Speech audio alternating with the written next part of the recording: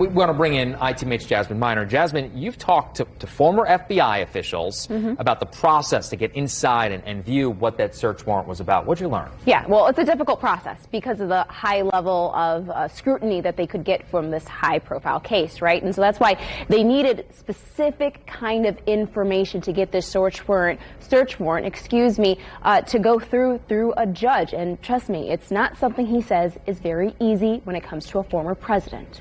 The stakes are higher. You have to have very specific, articulable information. And so is the standard. You look at it, your peers look at it, your boss looks at it, his boss looks at it. Then it goes over to the U.S. Attorney's Office, and then the AUSA looks at it. Their boss looks at it. Sometimes Maine Justice gets involved. Doug Coons is a retired FBI agent turned co-founder of Veracity, a private investigator firm in Carmel.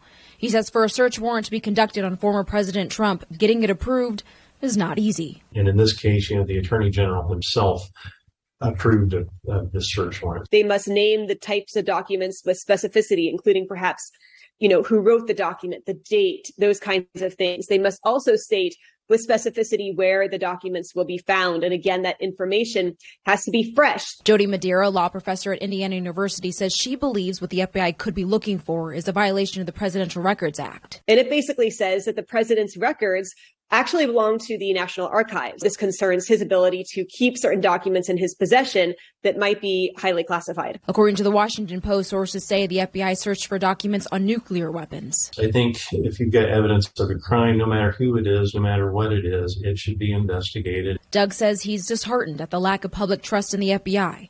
But he says despite what's said publicly, on the inside, political influence is out of mind. Director Chris Wray said one time before I retired, he says, keep your head down and tackle hard.